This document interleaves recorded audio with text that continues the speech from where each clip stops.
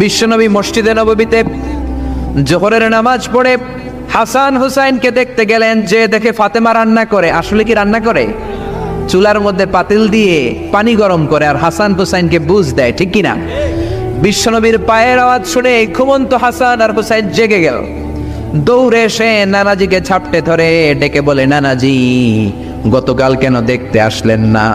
আজকে দুপুর হয়ে গেল, বিকেল হয়ে যাচ্ছে, এখন বুঝি আপনি দেখতে আসার সময় হলো? বিশ্বনবী বললেন, হাসান হুসাইন এই তো এইমাত্র জোহরের নামাজ পড়ে আসলাম, তোমাদের খোঁজ খবর নিতে এসেছি।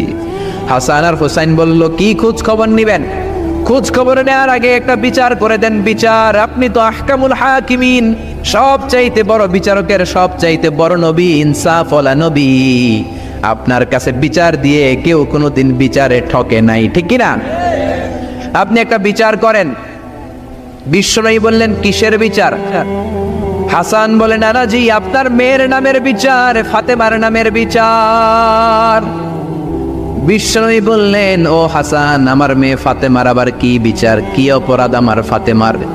হাসান হুসাইন চোখের পানি ছেড়ে দিয়ে ডেকে বলে, নানাজি আপনার মেয়ে আমাদেরকে খাবার দেয় না কেন? খাবার দেয় না কেন? বিচার দিলাম, গতকাল সারাদিন বলেছে রাত্রিবেলা খাবার দিবে, রাতে খাবার দেয় নাই।